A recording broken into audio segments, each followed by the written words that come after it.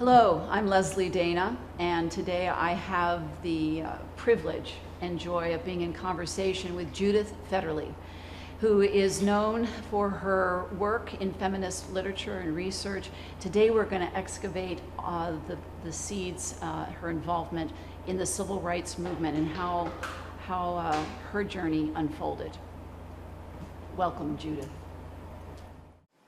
Welcome. I am delighted to be sitting with Judith Fetterley, longtime upstate New York resident who is bringing your story. We're really delighted that you're bringing your story forward, which has had many cycles. Yes. Judith, where were your beginnings? You were... Well, I had actually a rather interesting beginning. I like to say I was in Canada before I was born. My parents moved from New York City to Toronto, Canada in September, and I was born in November, but my mother went back to New York City for my birth, so I miss being a Canadian citizen. Unfortunately, I would like to have dual citizenship. It would be very, very helpful. But I was actually born in New York City, and then at the age of 2 weeks, we went back to Toronto. So I was raised in Toronto until I was 10 years old, in Toronto, Canada. So that was my origin story begins really in Toronto, Canada. And so you had early schooling there. Oh, yes, and excellent schooling. Unfortunately, when I was 10, we moved to a small town in Indiana, and when they tested me to see what grade whether I should go into grade 6 or 7, I tested out as a senior in high school. Oh. And that gives you some idea of the difference between the education I received in Canada and the education I did not receive in Indiana. So it was a bit of a disappointment, and I still regret actually that I lost so many years when learning is easier. Because there was really no challenge in the school system that I was in. The one thing I did do was learn Spanish extremely well, because I didn't know anything about Spanish, so I was starting from scratch, and I spent 2 years really immersing myself in learning Spanish, became very fluent in Spanish. My goodness, that's a really big contrast to have at a very early age. Did you have siblings also? Yes, I have a wonderful brother who's 2.5 years older than I am, and who entered in high school and did much better in transiting from Canada to the United States, to Indiana. Mm. He went into high school and did quite well there, though when we both talk about it and look back on it, we both agree we didn't learn what we would have learned had we stayed in Canada. What was it that brought your family from out of Toronto to Indiana? My dad worked for the drug company Eli Lilly, and he had been a salesman in New York City. And he was asked by the company, he did very well as a salesman, and he was asked by the company to go to Canada and be one of the team that opened Canada to Eli Lilly products. So when we moved to Toronto, he was basically covering the length and breadth of Canada, trying to interest doctors and pharmacists and hospitals in using Lilly products. And he was very successful at that.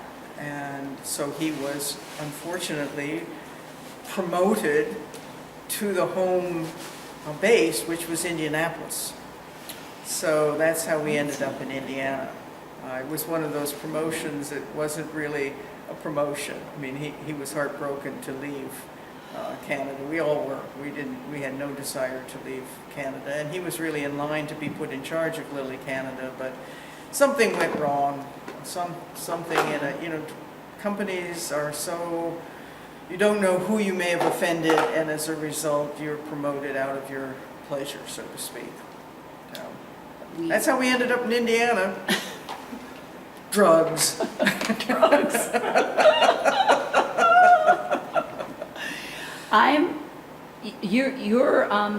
How would you, in framing your career, you are a writer. I am. And continue to write, and you longtime educator and professor. Yes. I'm imagining that you speak about writing in some of the things I read about you. You speak about writing back in grade school. Oh, yes. So that's the seeds of, Absolutely. of all of this. I was particularly struck by your comment about the diary of a blue jay. Yes. And I thought, oh, there's the nugget Absolutely. for how to, what we'll unpack a little bit more, how to dig in deeper to understand what's happening on the other side. Yes.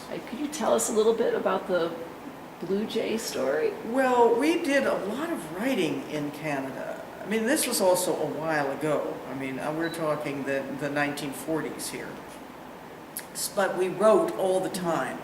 And one of the assignments that I remember, and in fact have kept, was we were asked to create a diary of some creature, other than human. And I think part of the intent of the assignment was to get us to think a little bit about other things other than humans and how their lives might work out. And we had a cat who must have disturbed a nest of blue jays, or destroyed their eggs or hurt the birds. And these blue jays attacked this cat and actually pecked a hole in his head. Now, my dad being a pharmacist and dealing in drugs, this doesn't sound too good, doesn't my father was a drug dealer. But anyway, he was able to medicate the cat and cure the infection. But this inspired me to think about what did the story look like from the blue jay's point of view. So I wrote this little diary about how their nest was attacked and how they had to respond by getting back at the cat and so forth, and just kind of a little day-by-day evolution of a day or a week, say, in the life of a blue jay.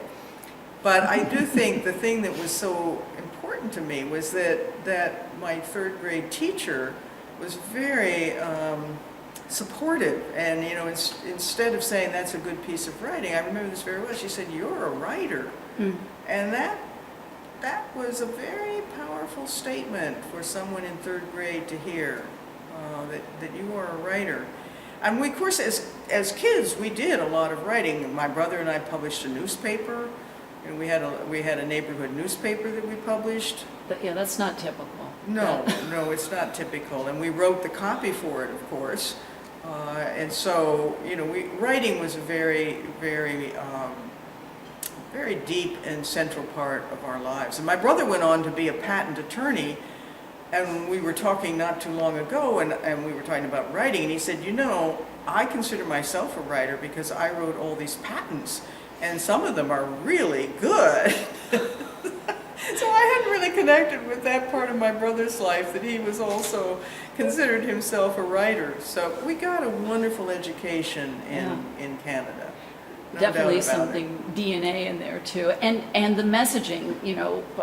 In coming into today's session with you, I was looking for some of these threads through your life, and hearing this about getting the newsletter out, the newspaper, getting the message out there. Did you have any other hobbies as a kid?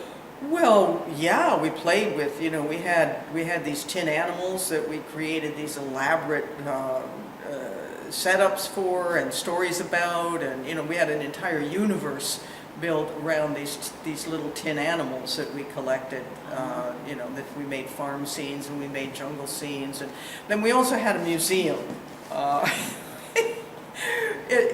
We made these. We found this book in the library, and we had a jigsaw. We had a little power tool set, and you made these. You made these animals. So like you'd make two sides which had the legs, and then you'd make an inside that had the body and the tail, and then you put them together, and you had a fairly substantial animal. And then we got shoeboxes, and we created the scenery for them. So like if it was a polar bear, we would create a sort of Arctic scene with an iceberg and whatever we thought was appropriate for a polar bear. And we had this entire museum.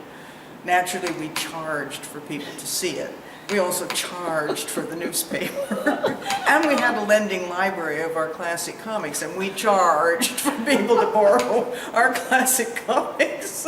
My brother and I were real little Entrepreneurs. entrepreneurs.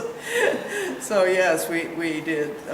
We Love charged a minimal amount, but yes, we did. We had a lot of activities that we did together. So it was a wonderful childhood. Wow, that's a lot to build on too. Yes. For- Oh, believe me, I thank whatever powers that be for that childhood every day. Very vibrant Yes. and connection. Yes. Connections It's in very there. hard for children to overcome bad beginnings, and bad middles can be overcome by good beginnings. Mhm. But I feel incredibly grateful for my childhood experience, my family of origin and my friends in Toronto, extremely grateful. And I express gratitude to my brother all the time because he was a very, I think, very special brother.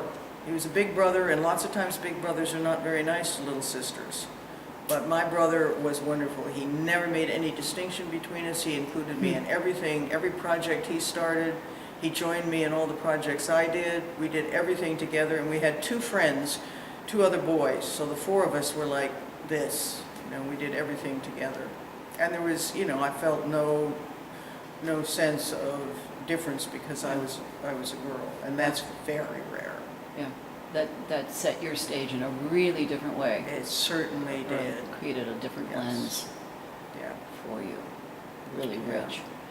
So how do you get from Indiana over to Philadelphia? Because Well, when What I made you finished choose? high school, I was applying to colleges, and I really ended up at Swarthmore in part because of my mother, who thought, I had had lovely boyfriends in high school. I'm still in touch with my favorite boyfriend from high school. He's a wonderful, wonderful, wonderful young man.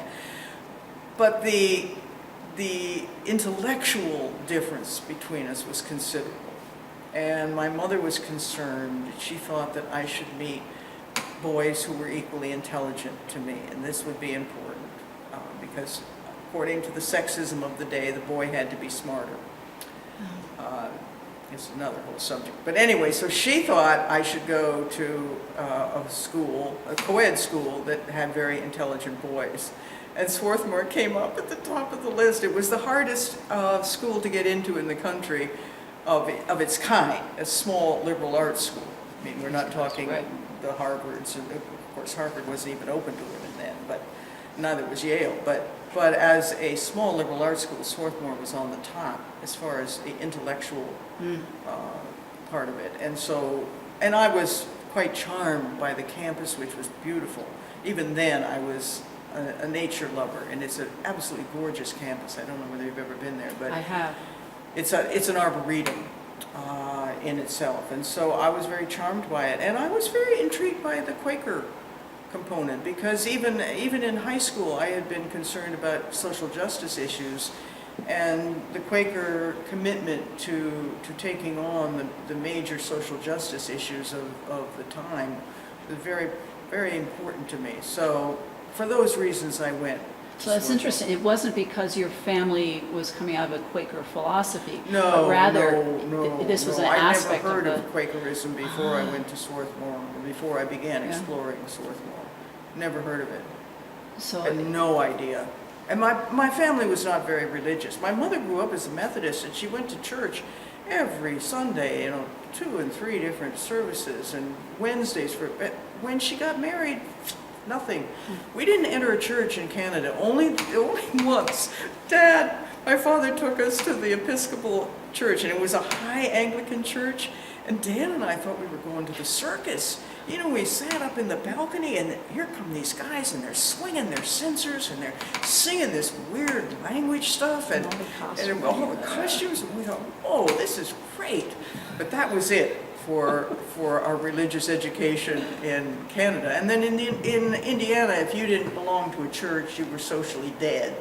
So we went to a church, but it didn't really take. didn't connect with it. I don't even know to this day what church it was, like the church, the Christian church. I don't even know what it was. It was just called the Christian church. So coming to Swarthmore and discovering Quakerism was really important for me, because this was a religious-based tradition that went way beyond the narrow confines of religiosity, and went deep into both spiritual truth and social justice truth. So I was quite taken by it. How was that for you, arriving on that campus and a different level of exchange and intellectual? Well, I actually had a terrible time at Swarthmore, and it's a miracle I survived, because I had had no education since the age of 10. I had no idea what I was getting into by going to Swarthmore. The level of difficulty, if I'd gone to another school, I would have been fine. You know, one that was less challenging, I would have been fine, just with my native abilities. But the level of work required of us at Swarthmore was off the charts for someone like myself that had no background. I mean, I was with all these kids from New York City private schools, and they were spouting terms that I'd never heard, and they'd read books that I'd never heard about, and they were incredibly smart, and I was sitting in these classes thinking, I have no idea what's going on here. So I did fairly well, though, by dint of very hard studying my first 2 years. And then Swarthmore had this thing called the honors program, which if you did it all well in your first 2 years, you were invited to become part of the honors program. And in the honors program, you didn't take any exams until the end of the junior and senior year. You took 2 seminars each semester, so you would have 8 seminars, and you would be examined on those 8 seminars at the end of your 2 years. So this required a level of independent study ability that I was totally unequipped for. I was invited into the program, and since it was an honor to be in it, I had no advice. There was nobody there at the school at the time to give a student like myself any help and say, you know, you could stay in a regular program and do just as well. You could learn as much, and you could be just as distinguished as you wanted. There was none of that. So I went into the honors program, and I was destroyed. I mean, I couldn't keep up. I couldn't do it. I quit at the end of one semester. I got, you know, I was just given C's. That's what I got for trying. That completely ruined my grade point average, and I really went into I mean, it's a miracle I didn't commit suicide. Total miracle. And I was also struggling with the fact that, you know, I was finally having to face the fact that I was a lesbian. I was gay. I didn't even know what it was, but I knew I didn't like boys in the way a girl was supposed to like boys. And this, as each year went on, it got harder and harder for me to deal with that, as more and more of my friends were connecting with boys and planning to get married, and I was finding myself attracted to girls, and this was terrible. So I was facing all kinds of psychological issues, and there was no help at the school at the time. None. I was completely on my own. And it is a miracle I made it. You know, I attribute my survival to those early Canadian years, and just, you know, that I knew things could be different and better. I had had a sense of being part of a vibrant community and being part of a vibrant life, and I knew there could be something different, but I had no idea what I was going through. I mean, it was horrible. So no, part of it's the era. Yeah. And oh yeah. I mean, it was death. I mean, whatever was wrong with me, I knew I had to fix, because otherwise I would have to kill myself, because it was so horrific. That I should be abnormal, queer, you know. I mean, people today have no idea what it was like trying to grow up gay in the 1950s. The 1950s was one of the worst decades in the world for women, for anybody, women and men. It was such, I only say, I mean, a regime of sexism that was overwhelming. And if you didn't line up with a boy and get married before you graduated from college, you were nothing. So I was in deep trouble. I hear bits of that later as you are, your work around the importance of education and teaching became you were really outspoken about that in later years in your career. Yes. And because you went through this. Oh, yes. And tried to be attentive to where students were, too. Many students suffering from many kinds of problems, and helping them get the help they needed, trying to be a teacher that could also pay attention to where students were emotionally and try to prevent what happened to me from happening to any student that I had any relationship to. Bringing focus to the person. Yes, and just, if I learn. thought a student was in trouble, and particularly if this student approached me in any way, I didn't want to be prying or assuming or making judgments that weren't true, but if a student would approach me, I would try to find them the kind of help they needed. And we did have some kind of help in place at the University in Albany at the time that I was there. We had counseling services for students. You've seen change at a lot of levels unfold and have like this Yes. up close front experience, heartache and Oh my fear. God, Leslie. I mean, think about it. Here's a person that thought that because she had these unnatural feelings for women, she should kill herself, to going to a point where I could marry my current partner if I wanted to. Now that is an incredible change. And when people say things don't change, I say, with all due respect, some things do change. Now, of course, a lot of people are trying to change it back, but part of what has produced this horrific reactionary backlash is because of that very change. I mean, there's so many people in this country who still think that homosexuals should be shot. And, the idea that we can actually marry and have a decent life and even raise children, it's like an anathema, So I think we have to understand the backlash in part in terms of the enormous changes that have taken place. And are continuing in an exponential way. Yes, in they some are. ways. Well, they are. And of course, I Technology. think that the trans movement has just sent those reactionaries around the band.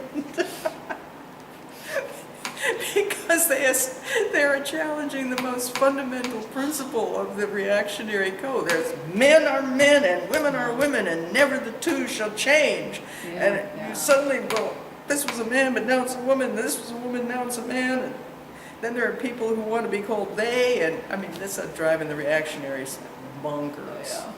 So I think let's just hope that they don't take over, because if so, we'll be right back to where we started. But anyway, there's been Clearly, a lot of we change. need to continue skill building, and hearing stories like Yes. yours is really important as we move forward. It was at Swarthmore that you first became familiar and working with the American Friends Yes. Service Committee? Yes, there was a lovely Quaker meeting on campus, which was a very peaceful place to be.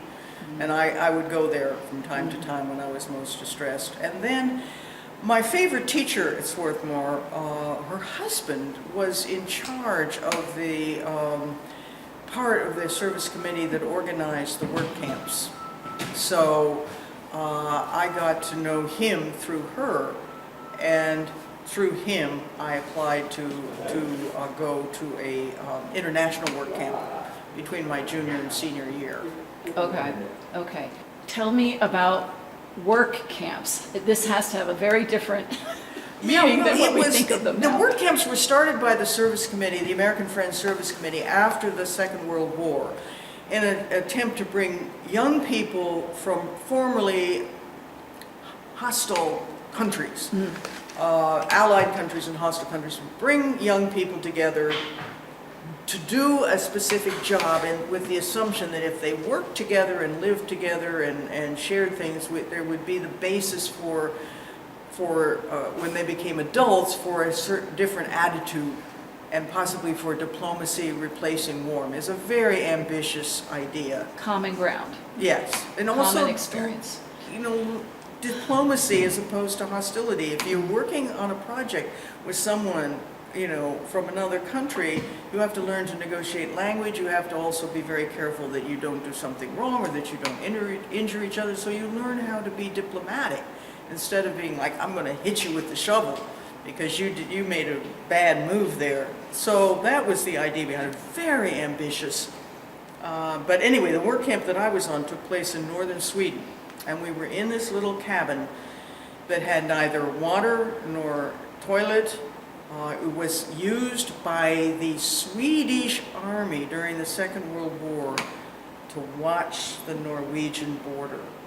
Because we could see the Norwegian border from this work camp because they were sure that the Nazis were going to invade Sweden from Norway. You know, the Nazis took over Norway. They invaded and took over Norway, but Sweden remained neutral. Right. And they preserved that neutrality, of course, by letting the Nazis do what they wanted to do in Sweden. I mean, not the extermination of the Jewish population in Sweden, but they could move things through Sweden. But it was very tenuous, you know, and they were sure that they were going to be invaded. So they had this thing, and that's where we lived, and we were building a road for a Lap. They were called Lap, now they're called Sami. It's the Sami people who had a village, and they needed a road to get to the railway station. They just currently didn't have any kind of real easy way to get to the railway station. So we were building this road, and it was a great project because it didn't require particular skills. Anybody could do it. It was actually a sod road. I mean, we were digging up pieces of the peat marsh, and you know, we would put in poles to create the framework for the road, and then we would cut these pieces of sod and put them in between these poles, and then, you know, tamp them down, tamp them down, tamp them down. I mean, we made a road that started out like way high because it was going to sink over time. But we made the road, and it was great fun. And there were tons of mosquitoes. So I got immunity for life from mosquitoes by being bitten so much. I don't attract mosquitoes anymore. It's really interesting. I'm thinking that you've been working with dirt for quite a while. Yes. Oh, it was a great experience. What other young people did you work from? What other countries? Oh, they were from all over. We had someone from Italy. We had someone from France. We had someone from Germany, West Germany. The other work camp I was in, I think we did have someone from East Germany. We had someone from Denmark. We had someone from Poland. But she was actually in college in Scotland. But she was Polish, and I mean, that brought a perspective that was really powerful to the work camp, because Poland, of course, was a very, you might say, complicated center of the Second World War, with many of the Poles participating enthusiastically in the extermination of Jewish people, and many Poles resisting it heroically. So, and of course, Poland was completely taken over by the Nazis. So there was, and then when she was, then it was taken over by the communists. So she was actually living in communist Poland. But anyway, it was very interesting. We learned a lot, and we did learn how to build a road together, and how to function. We had to bring the water up from a place, a spring, you know, quite a ways away. We had to lug the water up. We had to lug all our food from the train station. We had to figure out, you know, bathroom issues, and it was quite something. Yeah, that's a lot of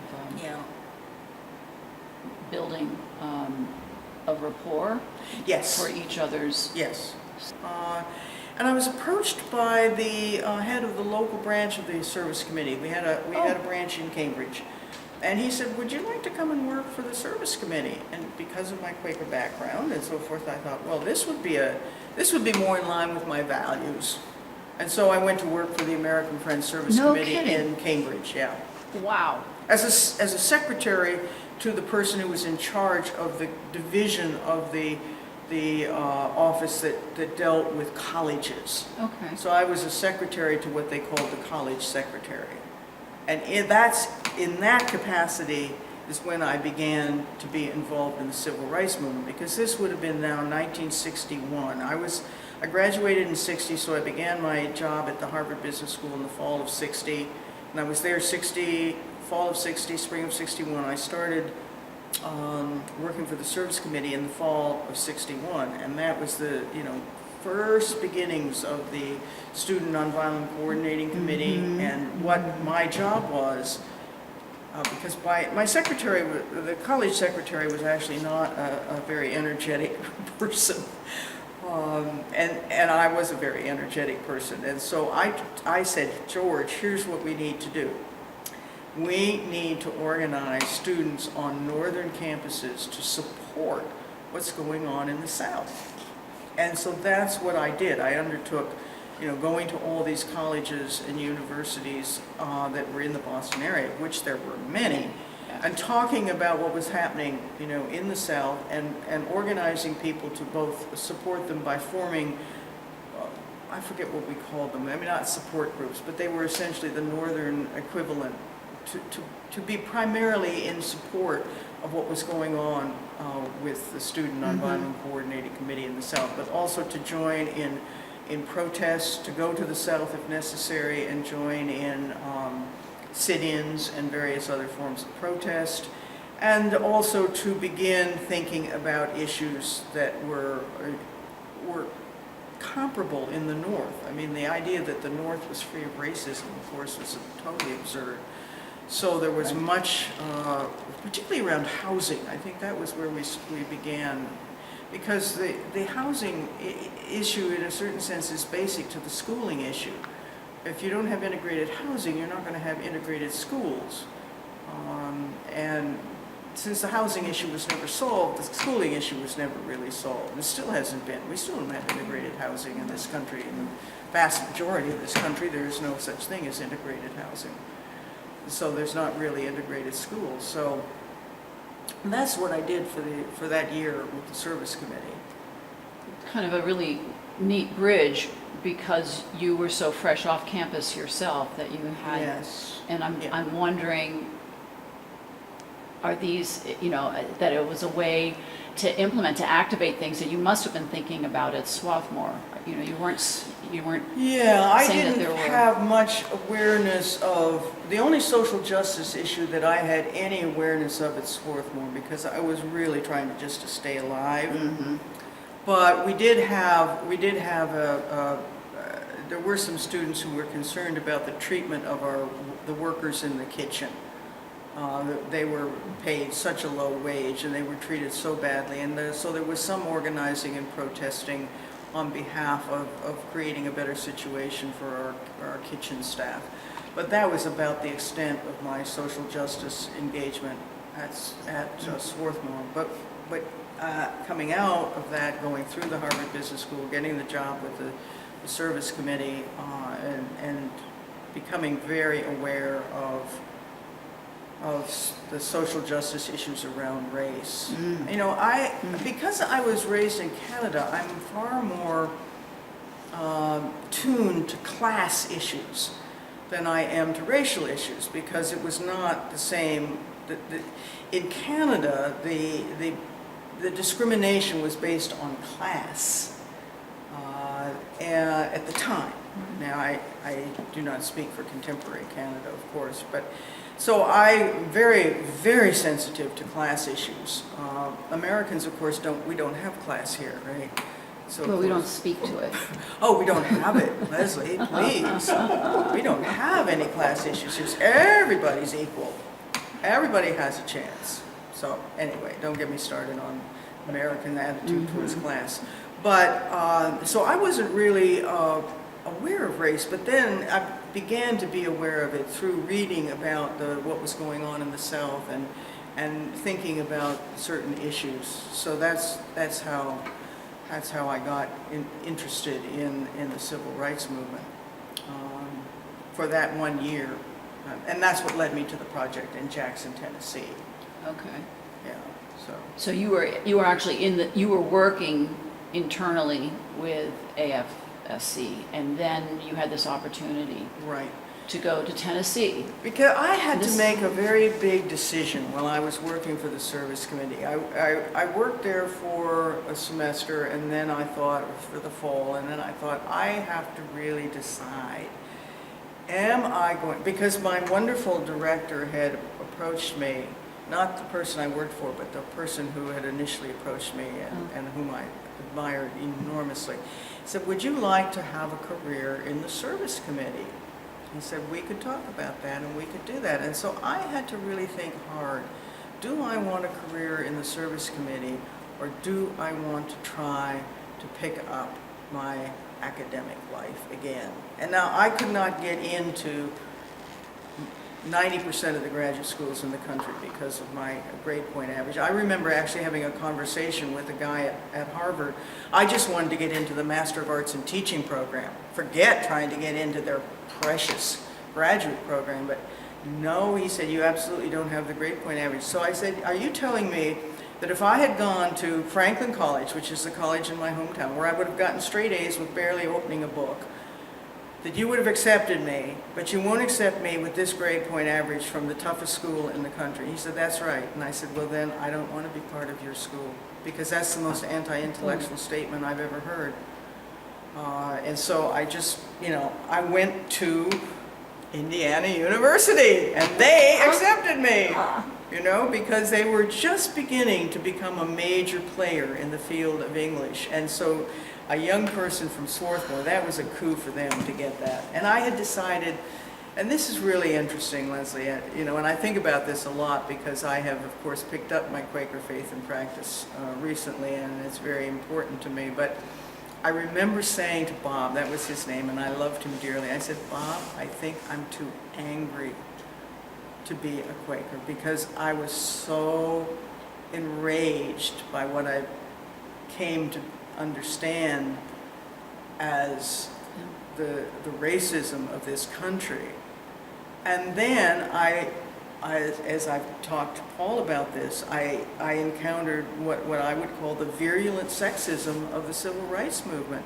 I remember myself and another woman organized this incredible, region-wide meeting of all the people who were interested in supporting the Southern Nonviolent Coordinating Committee, and also looking at what we might do in our home communities. We had this huge thing, and went on all day Saturday and Sunday. And I remember particularly this one woman who had done the bulk of the work of organizing this, but when it came time for somebody to be the head, the figurehead, she was pushed aside, and they brought in some guy from some other place because only a man could possibly run this meeting. Even at the time, I remember being absolutely appalled and thinking, wait a minute, this is supposed to be a movement about equality, and here you can, just without even thinking, act on another inequality so blatantly. You're preaching about equality between blacks and whites, but you're telling me that a woman can't run a meeting even though she's planned the whole thing, organized the whole thing, is brilliant in every conceivable way, but she is not capable of running this meeting because of some perception the group will have that, and the Student Nonviolent Coordinating Committee was virulently sexist. The only position for women in SNCC is prone. I mean, give me a break. Yeah. That's ugly. Yeah. That's mean. So there was a nascent feminist consciousness working in me too, and trying to sort all this anger out. And I was thinking, I'd probably be better off studying English literature than trying to be a Quaker. And, because the brilliance of Quakers is they aren't angry. They manage to go into these incredibly difficult situations, and they have an agenda, but they go in without judgment and in a certain sense without an agenda, except the agenda is to help, to try to accomplish something that is actually manageable. That's the brilliance of the service committee. They pick projects that can actually be done by the people that are going to do them. And they don't try to change the entire world. They try to do one small thing for one small group that can actually be done. And they can do it in a way that is nonviolent and, is joyful and is without all the rage that circles around all these terrible injustices in the world we live in. So, but I thought, I don't have that skill. I don't have it. You were recognizing the enormity of the confluences that you were taking in at that particular time, and your own shifting and changing. Yeah. So I thought, I'll do better in graduate school. So I applied to Indiana, and I got into Indiana, and I went home. And it was lovely. I had a wonderful time in Indiana. About bringing brain power back home. I loved it. It was a wonderful school. I had a terrific education. Yeah, so that was great. That's pretty But beautiful to have that shifted, right? Yes. In between there is the work camp. Tennessee. Okay. In between finishing my stint working for the service committee and starting graduate school, summer of 1962, work camp in Jackson, Tennessee, Lane College, voter registration. 1962. 1962. Yeah. So that was how many weeks? Well, it was 8 weeks. It was a full summer. Yeah. And it was a big project. It was a very interesting project. Again, a manageable project, a doable project, a coherent. I mean, unlike Paul's situation, I mean, it was very focused, very coherent, very doable. How many people worked with you? Or how did you work with? I'm trying to remember, but I would say probably about 12 of us. Oh, That I imagined it being bigger, but No, it was really tight, It was a intimate. small group. We were housed at Lane College, which was a historically black college in Jackson, Tennessee, and so we certainly mingled with the students, and the students joined us on various things. But the actual core group, it was all white. There were no black participants. This was 1962, remember, and this was just the beginning. And who had the money? Because I think Paul's right. I think we had to pay. So who had the money and time? It was going to be white college kids to do this. So that's who it was. It was a group of white college kids gathered in Jackson, Tennessee, to encourage people of color in Jackson, Tennessee, to register to vote. And that's what we did. did you go out into the community, door to door? We did. We organized. We were very well organized. Our leaders were not very good at all. In fact, we even wrote to the service committee and said we need new leaders, but they didn't send anybody to help us. They were ineffective in the extreme. But a couple of us were pretty effective. There was another guy there from Swarthmore. He had just graduated. He was a couple of years behind me. So he and I really organized this thing within an inch of its life. And we had it, we had the whole city outlined in terms of neighborhoods that we needed to go door to door.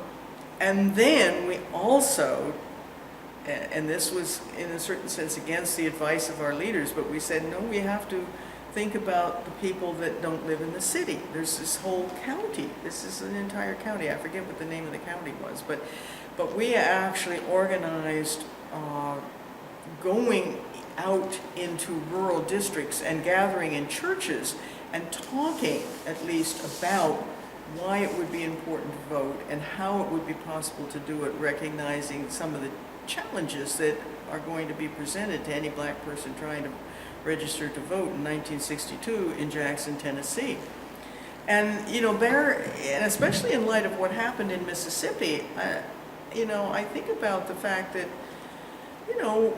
we were white, well, because we had students from the college who joined us.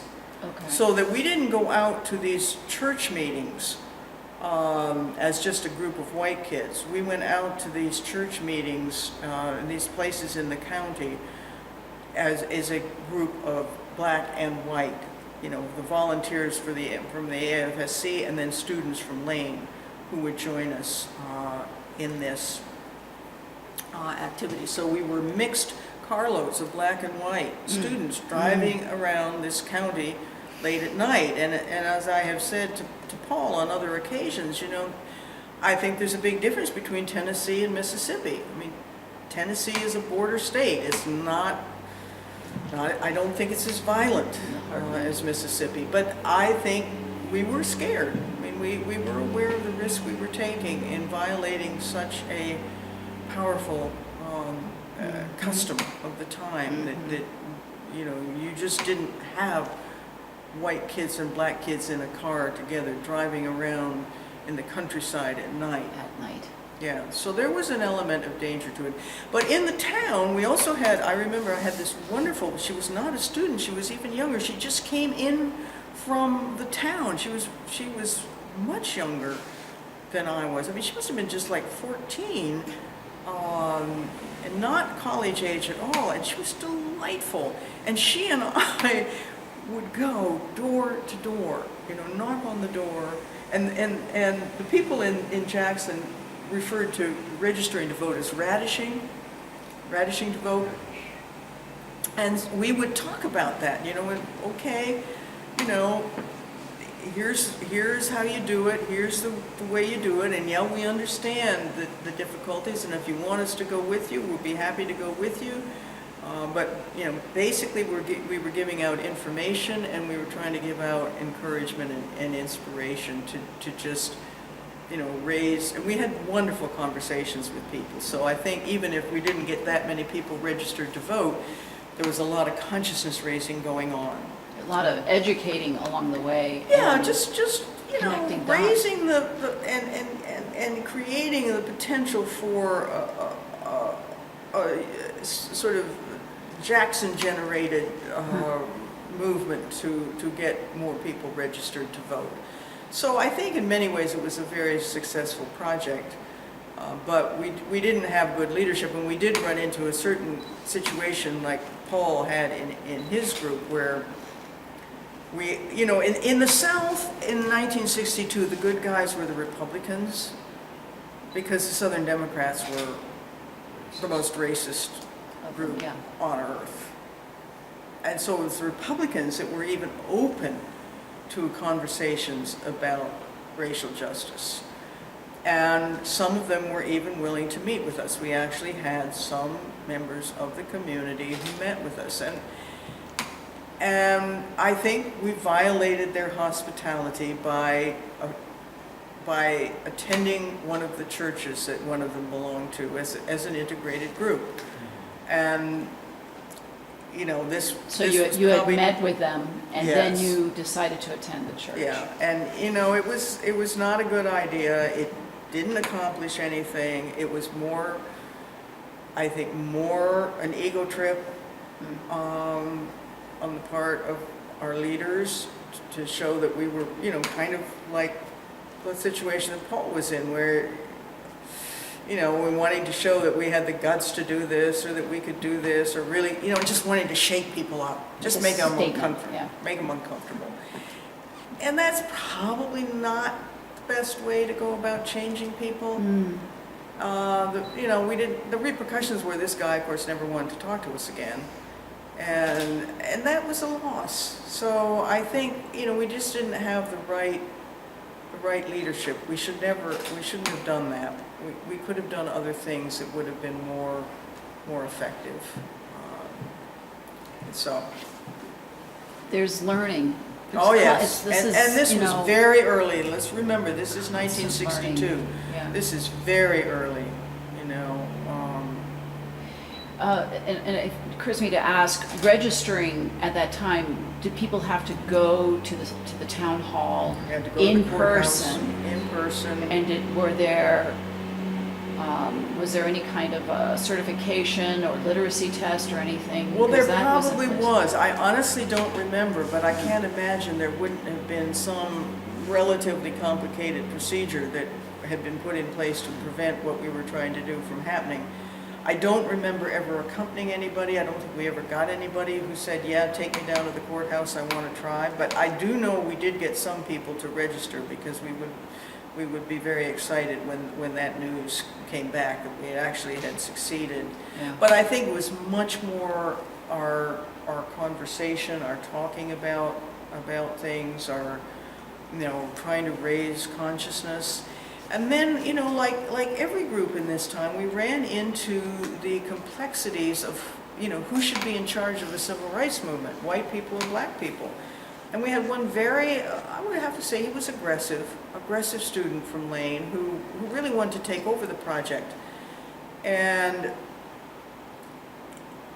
this was complicated because he wasn't, you know, he wasn't in the project. And we really couldn't let him take over the project because that would not have worked very well. And we were really thrilled to have his help. And he did go with us on many of the trips out to the county. But there was a little tension there, you know, and looking back on it and looking back on the history of how things have evolved, you know, I can understand exactly what was going through his mind and his sense of, well, what are all these, you know, why are all these white people down here doing this? You know, why aren't we in charge of it? So I understand that, but there were lots of tensions. Talk about, yeah. There were a lot of tensions in the situation, and again, our leaders didn't handle that very well either. So we had some tense moments. Did you have any backlash moments that you had to navigate personally? You know, I don't think so. I just remember, I mean, we had tensions between us and this one particular black student. There were tensions within the group over, you know, when I look back on it now, a lot of them, you know, go back to sexism. You know, Carl and I were pretty good. Carl was the other Swarthmore student, and Carl and I worked very well together, but I think there was a couple of other, there was one guy in particular from Yale, Hunter Corey, and I think he just was really upset that I was taking over so much of the organization. But I have very good organizing skills, and I just, you know, and I also was from the service committee in a way, so I just naturally began to organize it. But I think he was just like, whoa, this is not acceptable. And so I ran into sexism again, and of course on the part of the African American student from Lane, the idea of a white woman being in charge was like anathema. So there was a lot of cross currents going on there. Did you go on to do more work with AFS? Not with the American Friends Service Committee. I went on to graduate school. Yes. And in graduate school, I immediately joined the local NAACP chapter. And we did a lot of work. And this was an integrated chapter, obviously. Though I was president of it for a while. But one of the funnest things that I did at Indiana was we had to, my second year there, I was given a teaching assistantship to support my graduate work. And I had developed a relationship with a colleague who was also very interested in the civil rights movement. And so we developed this contest. It was called Freshmen for Freedom. And we asked our students to write essays on why, you know, some aspect of the civil rights movement. So I taught a course that was based on Richard Wright's Black Boy and Lillian Smith's Killers of the Dream. Two amazing books, absolutely amazing books. Lillian Smith was a white woman, but she started an integrated project in Georgia that I think is still going on. And of course, Richard Wright was a very, very well-known African-American author, and Black Boy is his autobiography. So we took these two books and we each taught a course on that, and then we asked our students to write these essays, and then we gathered them together and published them and distributed them around the campus. So it was quite an undertaking, but quite interesting to do. So that was one thing. And then the other thing that I did at Indiana University in the summer of, I think it was 63 and 64, I can't quite remember. Yeah, it must have been 63 and 64. As part of the overall picture of trying to address racism in this country, I think it was the Mellon Foundation. I can't remember if it was Carnegie, Mellon, or Ford. But anyway, one of these big foundations decided to support summer institutes for people who were teaching in what were then called black colleges. We now call them historically black colleges because most of them are integrated now. But to bring teachers from these colleges to, and Indiana was chosen as the site for English, bring them to the campus and have, you know, excellent, outstanding scholars and teachers come and give seminars that these teachers would take that would improve their professional life and improve their teaching abilities, and also just give these people a sense of their importance and their value as teachers in these African American, black, historically black colleges. And I was chosen to be the assistant to the director of this program because of my interest in civil rights activities. And it was a hoot. It really was. It was wonderful. The people that came were so amazing. They were so courageous and so committed and so wonderful. And they, you know, they really blossomed in this environment that took them seriously as scholars and teachers, and it was quite wonderful. And then I forget whether it was after my first or second year with this, but there was one particular woman that I got to be very close with at a college in North Carolina. I think it was called Bennett. Is that right? Yeah. Bennett. And that college was trying to get a certain level of certification, library certification, and to do that they needed a certain number of books. So this colleague of mine that we had done the Freshmen for Freedom thing for, we set out to gather books that could be then sent to this library to help it achieve a higher level of accreditation. And we collected a ton of books, and we tried to collect books that were actually relevant to a library. I mean, not just, you know, romance paper books or something, but serious books. And then my parents were on their way to Florida, and my dear father, who was always so wonderfully accommodating to all of my crazy projects, he said, well, we'll go through North Carolina and we'll deliver these books. So we piled all these books in my parents' car, in the trunk of their car. The car was filled with books. And they get to their motel in North Carolina before they deliver these books, and they get inside and they get in bed, and my father says, I don't have anything to read. And my mother says, Ray, there's an entire car full of books sitting right outside our motel door. Just get up and go out and open the door and pick any one of them. I love that story. And they had a wonderful time with my friend from Bennett, my colleague from Bennett, who took to my parents and they took to her, and they had this wonderful evening together where they delivered these books to Bennett College. So there was lots of wonderful little pieces of the whole thing like that were quite delightful. So. And made a real difference. Yeah. You know. Yeah. Collecting books, but it made a real difference. It did. It made a real difference. You know, So expanding things to other teachers. Yeah. And all. So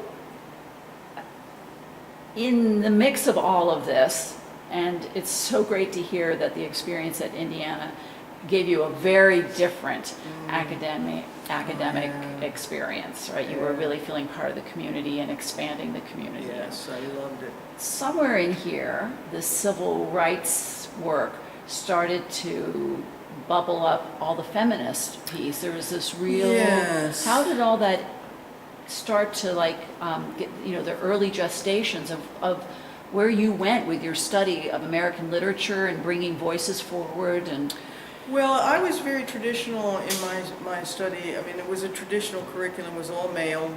All my faculty were male. It was very, you know, yes. I did my dissertation on Mark Twain, My field was 19th century American literature. I taught the canon of 19th century American literature, which was entirely male, except for Emily Dickinson, poet. And it was not until and my first job was at the University of Pennsylvania. So I did not even think about issues of feminism, except, kind of indirectly as I talk about, what I experienced in the civil rights movement. And I had been, I'll just say this one thing, I had been scheduled to be on the bus that left Indiana and went to the 1963 march in Washington, and my grandmother died that very time, and I had to go. I couldn't let my mother go to her mother's funeral without me, so I missed it. But I always have to point out to people, Martin Luther King would not allow a woman on that platform in any other role than singing. And the women tried very hard to be a part of that, and absolutely not. And I find that appalling. Again, the layers. Well, it's appalling that a person who is so revered for his social justice commitments was actually, I would have to say, virulently sexist. And I can't put those two things together. I can't honor him in the way everybody else does, because I see the undercurrent of it. How can you honor someone who denied an entire class of people a chance to be part of an historic event? How can you honor someone who for some reason believed that men deserve something more than women? And we all know that black women were at the forefront of the civil rights movement. The engine. I mean, so where does that come from except from a terrible, terrible miscarriage of justice? And of course he didn't allow gay people in there either, but that's another whole question. Bayard Rustin was his right-hand man. Bayard Rustin was gay. Absolutely none of that was allowed to come out either. So yeah, I don't know about that. Yeah.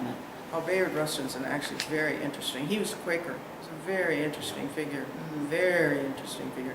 But I feel like I have to always say that when people go on about Martin Luther King. Let's if there is a lot of criticism of feminist movements of the 19th century and 20th century for their racism, and justly so. Justly so. I don't dispute it. But let's not forget the sexism of the civil rights movement in the 19th century and in the 20th century. So just because one form of oppression, is more acceptable to talk about doesn't mean that the other isn't important. And so I have to always bring that to light.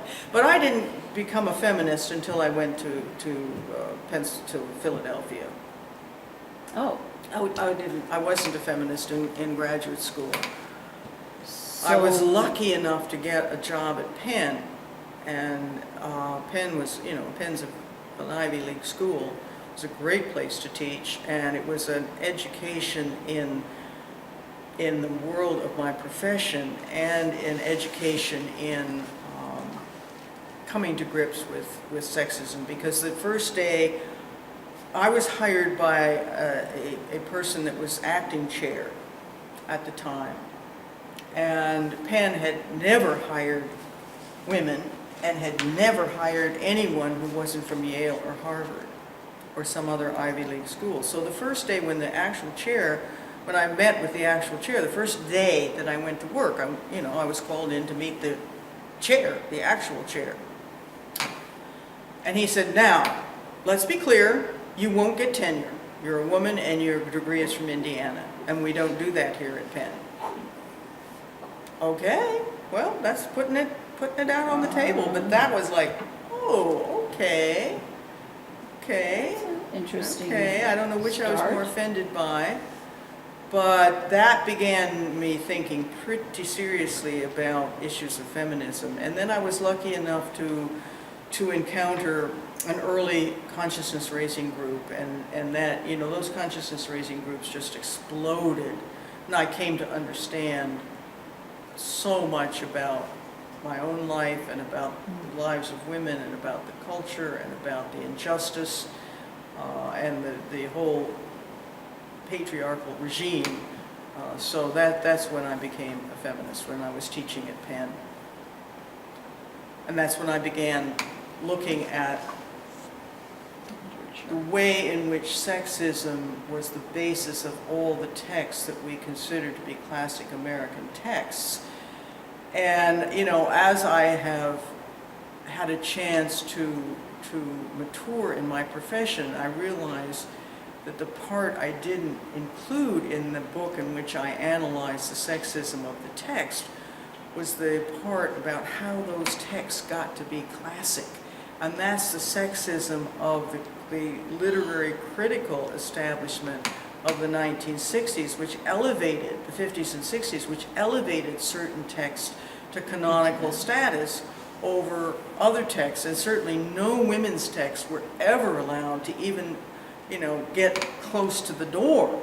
So there was two layers of sexism going on. I just dealt with what was there in the form and content of the text. But as I now realize, those texts were very carefully chosen. The intention that I ascribed to the text was absolutely up front and center in the intention of the critics who created that canon. And so when I, you know, later, after I did the Resisting Reader, which was the book that talked about the sexism in the form and content of classic American literature, I then wanted to look at the women's voices that had been kept out of the canon. So that's how I got to the women writers. Ah, Yeah. that's the breadcrumbs that took you deeper Yeah. to each of these. Yeah, because, I mean, the only thing that was ever said about 19th century women writers was said by men, and they were all incredibly negative, even though none of these people had ever read any of these books. They knew because Hawthorne had said, a damned mob of scribbling women. Okay, Hawthorne says they're a damned mob of scribbling women, that's what they must be. So they would write these terrible reviews of these books, which they hadn't even read.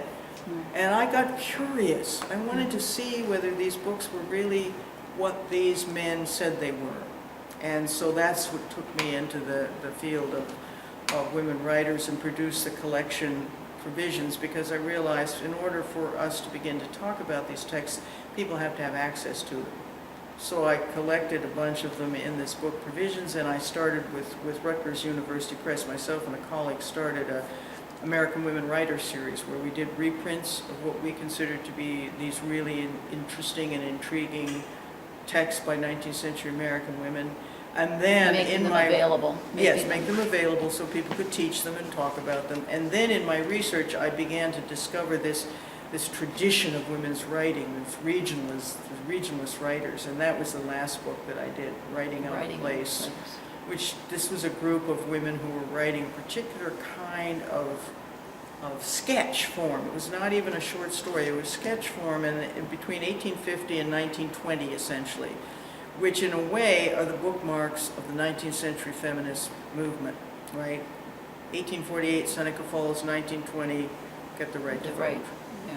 So it's a fascinating, absolutely fascinating tradition of women's writing, and not understood as a tradition, not revered, not, you know, the sexism of American literature still persists, unfortunately, even though it's been challenged pretty seriously.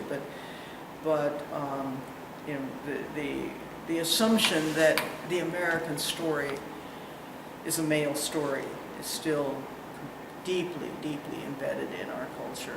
And part of the problem with, you know, with American literature, it's unlike any other literature in a way, because even though it would have to be massively qualified, you know, it's not a totally insane statement to say, well, English literature is literature written in English. That sentence computes. Or English literature is literature written in England. These are not insane statements. But, you know, American literature is literature written in American. It's an insane statement. It doesn't mean anything. No, what do you mean? What's American? American is a language called American. There's dialects of English that might be located in parts of something called America, but there's no language that we recognize as American. And there's no place that we recognize as America. What's America? Is America North America? Is America Central America, South America, and North America? Is America part of the Caribbean? And is America the British colonists? Is America the Spanish explorationists of the 15th century, the 1500s? I mean, you start, and this is where American literature has really gone, with the people trying to really open it up. There's now a lot of attention to text by Native Americans who were here before. There's attention to text by the Caribbean authors. There's attention to text by the Spaniards who were here in the 1500s. And so it's a much more complicated, but there's no such thing as American literature. So in order to have a canon, you have to say, well, American literature is about a particular theme. It has to be it's not literature written in America or the United States. No. It has to be literature written by somebody called an American in some place called the United States or America, but it has to demonstrate the thematic of what it means to be an American. And guess what it means to be an American? It means to be a man, first of all, and preferably a man who is not associated with women, and who, like Huckleberry Finn at the end of his book, he lights out for the territory. I'm getting away from the women. I don't want to have anything to do with Aunt Sally or any of them. Or Cooper, Deerslayer, the solitary figure, or Ahab, who's a solitary figure in a world full of men, right? There's no women on the boat at all, although many women did go on whaling ships with their captain husbands. So it's what D.H. Lawrence said, stoic, isolate, and a killer. And that's the American thematic. And boy, are we seeing that played out. We are seeing that, aren't we? Yeah. And so women didn't write books like that. And besides, they wouldn't qualify anyway because they wouldn't have had the right equipment to write, because according to most of the critics, you have to have a certain physical equipment in order to write an American book. So, I mean, Mailer even said it. he didn't mince any words. No. And wasn't shy about saying what piece of equipment you had to write an American book. And of course, I didn't have that piece of equipment, and that's why I wasn't going to be tenured at Penn. Judith, thank you. This was absolutely delicious and so deepening, and really, really appreciate you taking time and sharing you and your journey with us. Well, thank you very much for the invitation. I enjoyed it thoroughly.